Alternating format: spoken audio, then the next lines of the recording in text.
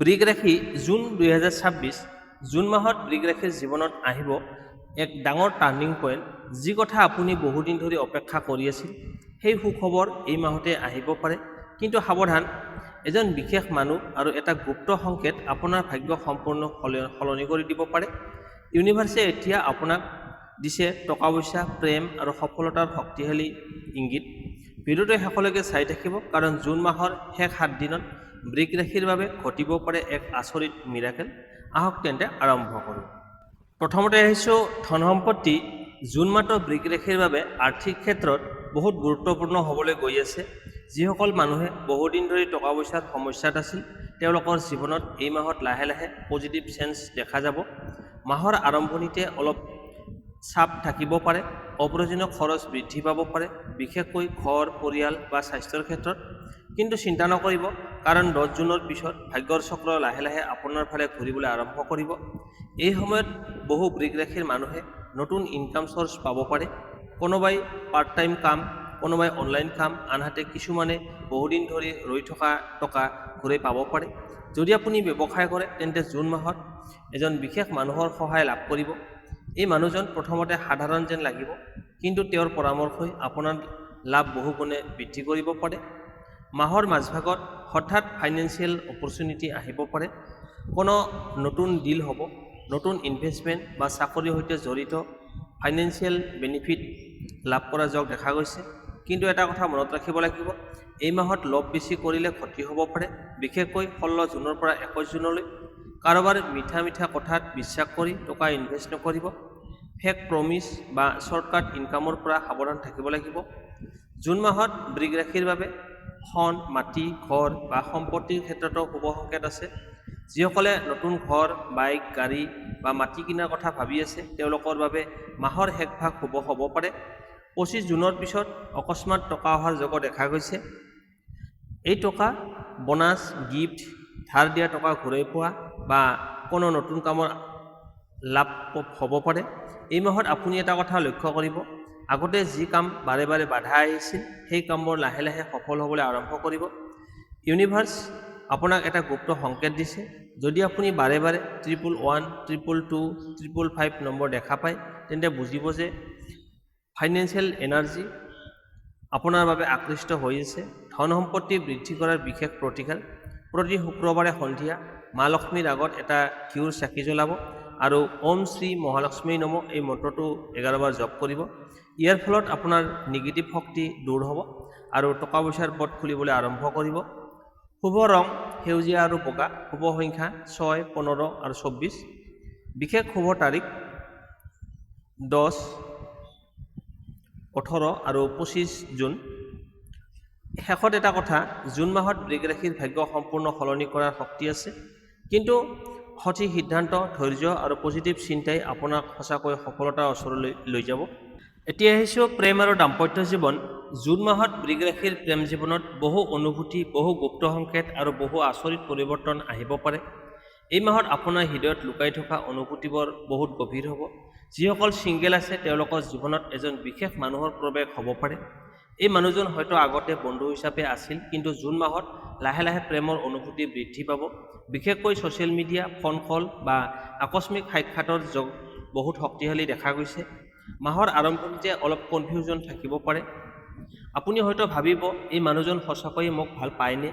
কিন্তু 12 জুনৰ পিছত বহু কথা স্পষ্ট হ'বলৈ আৰম্ভ কৰিব। যিসকল ৰিলেশ্যনশ্বিপত আছে, তেওঁলোকৰ বাবে এই মাহত ইম'চনেল বণ্ডিং বেছি গভীৰ হ'ব। পাৰ্টনাৰৰ লগত বহুদিন ধৰি চলি থকা ভুল বুজাবুজি লাহে লাহে শেষ হ'ব পাৰে। এটা বিশেষ কথা বা ছাৰপ্ৰাইজ মুহূৰ্তত আপোনাক আৰু ওচৰলৈ আনিব। কিন্তু এটা সতৰ্কবাণীও আছে, এই মাহত তৃতীয় এজন মানুহৰ নিগেটিভ এনাৰ্জি সম্পৰ্কত সমস্যা আনিবলৈ চেষ্টা কৰিব পাৰে। কাৰোবাৰ কথা শুনি নিজৰ পাৰ্টনাৰক সন্দেহ নকৰিব। বিশ্বাসেই এই মাহত আপোনাৰ আটাইতকৈ ডাঙৰ শক্তি হ'ব। বিবাহিত মানুহৰ বাবে জুন মাহত যথেষ্ট গুৰুত্বপূৰ্ণ হ'ব। পৰিয়ালত শান্তি লাহে লাহে বৃদ্ধি পাব। যিসকলৰ মাজত দূৰত্ব বা মানসিক প্ৰেছাৰ আছিল, তেওঁলোকৰ জীৱনত পুনৰ প্ৰেমৰ উষ্ণতা ঘূৰি আহিব পাৰে। মাহৰ মাজভাগত পাৰ্টনাৰৰ পৰা এটা ডাঙৰ ছাপৰ্ট পাব পাৰে, বিশেষকৈ কৰ্মজীৱন আৰু টকা পইচাৰ ক্ষেত্ৰত। তেওঁলোকৰ সহায় আপোনাৰ কনফিডেন্স বৃদ্ধি কৰিব। 18 জুনৰ পৰা 24 জুনলৈ প্ৰেম জীৱনত ৰোমান্টিক এনাৰ্জি বহুত শক্তিশালী থাকিব। এই সময়ত প্ৰপ'জেল, এংগেজমেণ্ট বা সম্পৰ্ক অফিচিয়েল কৰা যোগ দেখা গৈছে।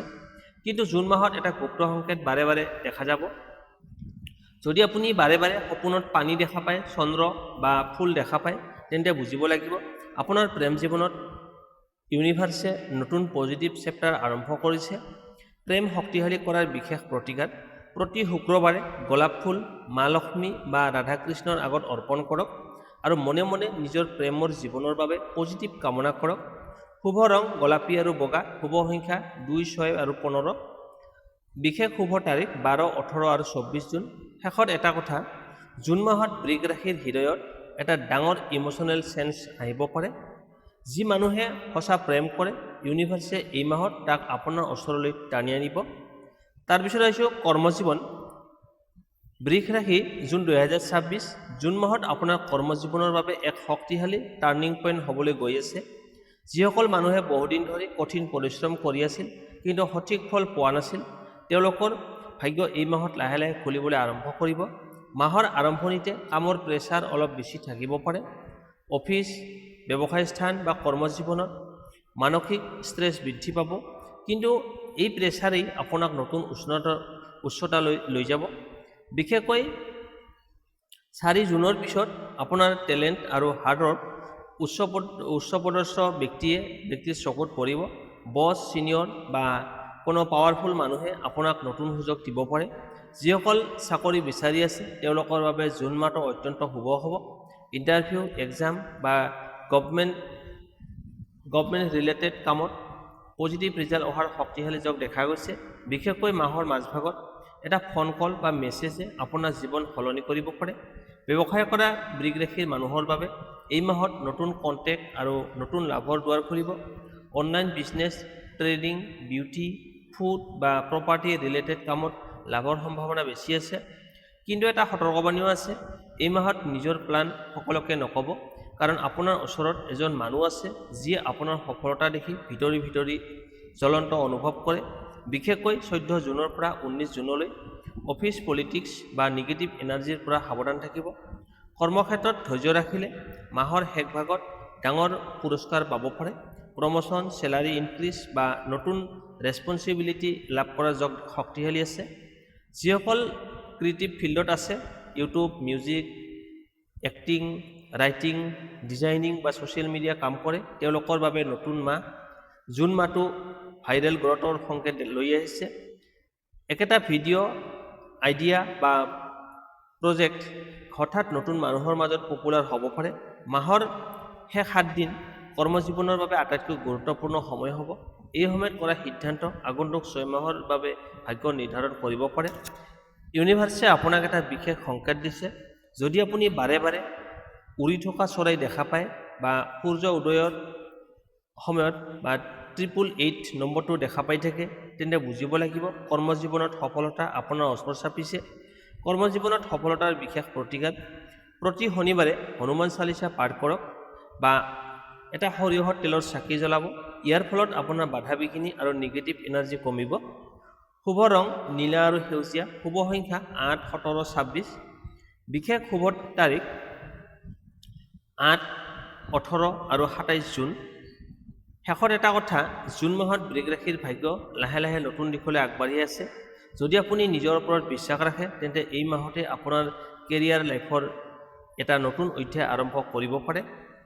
জুন মাহৰ শেষৰ 7 দিন বৃগ ৰাশিৰ জীৱনত ঘটিব পাৰে এক আচৰিত মিৰাকেল।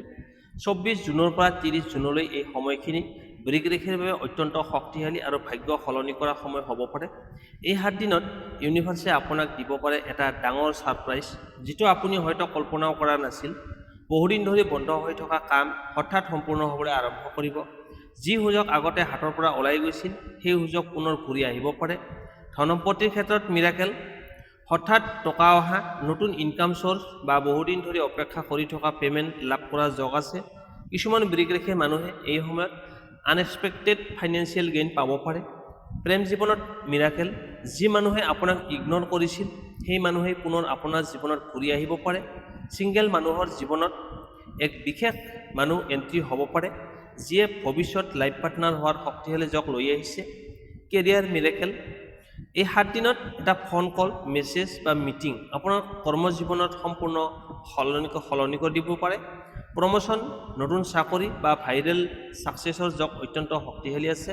কিন্তু এই মিৰাকেল লাভ কৰিবলৈ আপুনি এটা কথা মনত ৰাখিব লাগিব, নিজৰ এনাৰ্জি পজিটিভ ৰাখিব লাগিব। কাৰণ জুন মাহৰ শেষ ভাগত আপোনাৰ চিন্তা আৰু বিশ্বাসেই আপোনাৰ ভাগ্য নিৰ্ধাৰণ কৰিব। ইউনিভাৰ্চৰ গুপ্ত সংকেত, যদি আপুনি বাৰে বাৰে সপোনত পোহৰ, নদী, ফুল বা 1111 নম্বৰ দেখা পায়, তেন্তে বুজিব লাগিব এটা ডাঙৰ পজিটিভ চেঞ্জ আপোনাৰ জীৱনত ওচৰ পাইছে। মিৰাকেল এক্টিভেট কৰাৰ বিশেষ প্ৰতিকাৰ, 29 জুনৰ ৰাতি চন্দ্ৰলৈ চাই মনে মনে নিজৰ এটা ডাঙৰ ইচ্ছা কওক, তাৰপিছত এটা চাকি জ্বলক।